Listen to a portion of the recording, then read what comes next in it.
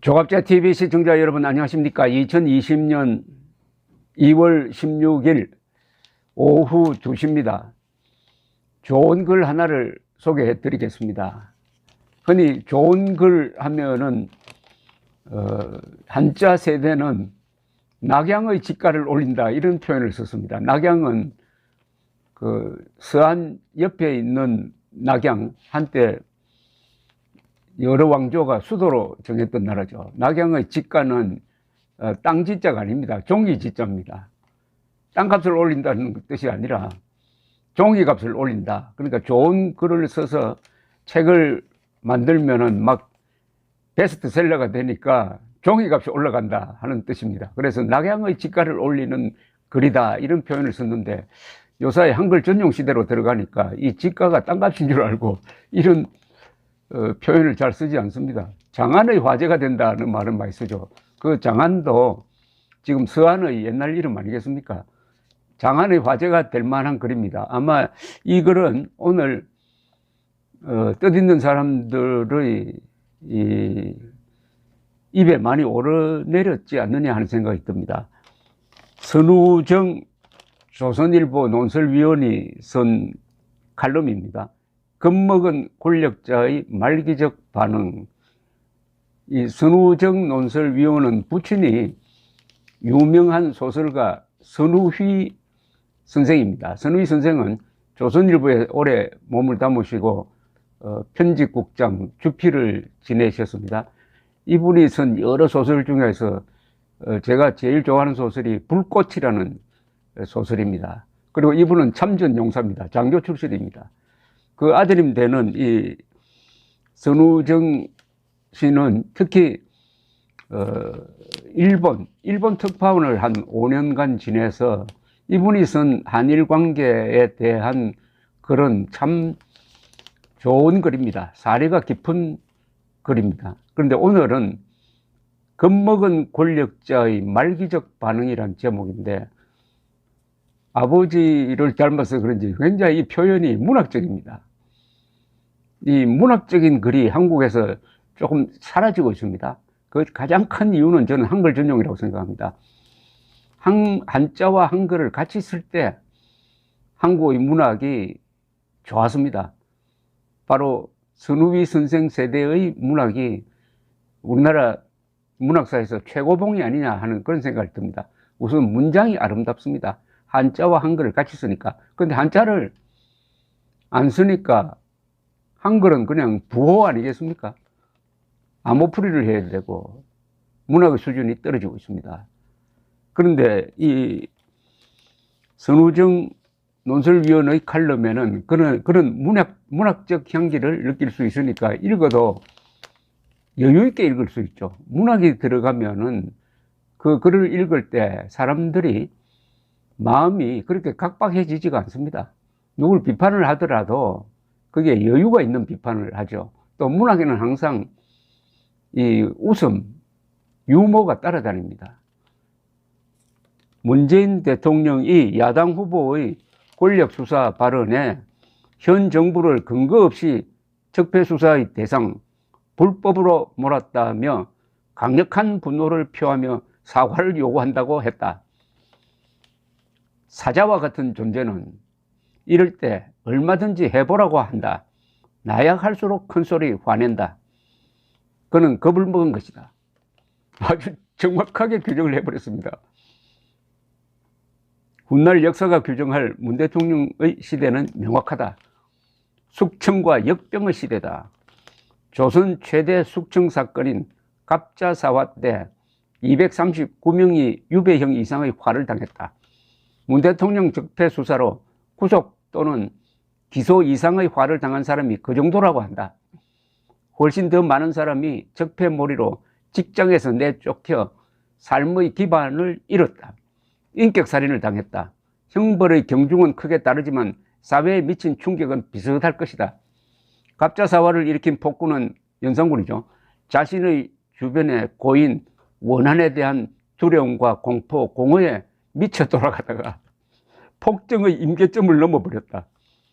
형벌이 과하면 폭군도 불안을 느낀다. 이 시대의 대통령은 오죽할까? 경직된 얼굴 뒤에 숨은 내면의 불안을 충분히 이해할 수 있다.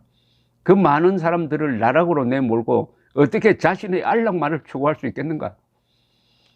구시대 청산이 필요한 시대가 있다. 문 대통령의 5년이 그런 시대였다고 본다.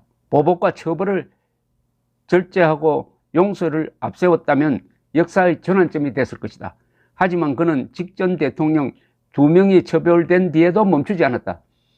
사법부 창립 기념식에 참석해 지난 정권의 사법농단 의혹은 반드시 규명되어야 한다고 했다. 이것을 촛불정신이라고 했다. 요사이 참 촛불정신이라는 말 안 나오더라고요. 그 촛불이 꺼진 모양이죠. 이 말에 전직 대법원장을 비롯한 고위법관 14명이 기소됐고 현직 판사 66명이 비위 행위자로 찍혀 대법원에 통보되었다. 대부분 무죄 판결을 받았지만 지나온 삶과 명예를 잃었다. 문 대통령은 이들의 처지를 돌아본 일이 없다. 10년 전 사건까지 끄집어내 검경이 명운을 걸고 철저히 진상을 규명하라고 했다. 공소시효를 무시하라고 했다. 문 정부는 불법 수사도 저질렀다. 폭군의 집착과 무엇이 다른가? 그의 정치에선 지도자의 기본 덕목인 인, 어질인자입니다. 인을 발견할 수 없다. 척언과 자비가 없다. 수사를 위한 수사, 숙청을 위한 숙청만 존재했을 뿐이다. 문재인이 직접 지시한 수사는 거의 대부분이 무죄로 나왔습니다. 그 과정에서 이재수 전 기무사령관은 극단적 선택을 한 것 아닙니까? 그런데 윤석열 후보가 원론적으로 적폐가 있으면 수사해야죠 하는 걸 가지고 발칵 화를 낸 게 겁이 나서 그렇다는 겁니다. 겁이 나서 그 심리를 파고드는 칼럼입니다. 이 글이. 촛불 정신을 말할 때 문 대통령은 기세등등했다. 그런 대통령이 2020년 5월 어느 날 입술이 부르튼 얼굴로 공식 석상에 나왔다. 그 점 청와대 주변에서는 대통령이 밤마다 혼술을 한다는 이야기가 돌았다. 셰익스피어의 비극은 동서고금 모든 권력자의 심리를 관통한다. 왕좌에 오른 맥베스가 두려움에 헛것을 보기 시작한 때는 자신의 왕좌를 가져갈 운명인 뱅커의 아들을 죽이지 못했을 때였다. 암살에 실패한 삼류 자객을 붙들고 이제 의심과 공포에 갇혀 살게 됐다고 절규한다. 맥베스를 의심과 공포에 가둔 것은 자신이 원치 않는 미래 권력의 탄생이었다. 이 경우에는 윤석열 권력이겠네요. 내가 키운 장수가 나의 측근과 비리를 향해 칼을 겨누기 시작했을 때, 그런데 그런 그를 많은 국민이 미래 권력으로 받들기 시작했을 때 문 대통령은 무엇을 느꼈을까? 맥베스처럼 삼류 자객 추미애를 붙들고 내 발작이 도지게 됐다고 책망했을까? 이 맥베스 이야기가 계속 나오는데 최근에 맥베스라는 영화가 나왔습니다. 흑인 배우 덴젤 워싱턴이 이 맥베스 역할을 하는 영화가 아주 화제가 되고 있습니다. 두려움을 느낀 맥베스는 바로 몰락한다. 아내 레이디 맥베스가 죄책감에 자결을 했을 때 파탄의 절정을 맞는다. 맥베스를 대표하는 대사가 이때 나온다. 꺼져라 꺼져라 덧없는 촛불이여. 인생은 한낱 걸어다니는 그림자에 불과한 것. 제 시간이 되면 무대 위에서 뽐내며 시끄럽게 떠들지만 어느덧 사라져 더 이상 들리지 않는구나. 그것은 바보같이 끓이는 이야기. 맥베스는 전쟁터로 나가 최후를 맞는다. 불어라 바람아 오너라 파멸아. 셰익스피어는 피는 피를 부른다고 했다. 문 대통령 시대의 종막은 길고 난삽하다. 민주주의 원칙을 무시하고 생존을 위해 매달렸다. 검찰 수사권을 박탈하고 수사팀을 해체시켰다. 정권에 충성하는 측근을 요직에 앉혔다. 권력 수사 자체를 봉쇄했다. 청와대 울산 선거 개입 수사와 월성 원전 경제성 평가 조작 수사, 친인척이 관련된 이상직 스캔들 등 정권의 비리 의혹을 상식대로 수사했다면 지지율 40%의 모래성은 오래전에 무너졌다. 문 대통령은 자신의 미래를 이월시켰다. 그러면서 자신만을 위한 면죄부를 약속받으려고 했다. 이런 모든 무리가 이런 법치를 훼손한 게 문재인 자신을 지키려고 한 것이었다는 지적입니다. 문 대통령의 서사는 극적이지만 미학이 없다. 비겁하기 때문이다. 결정타가 나왔네요. 비겁자 문재인.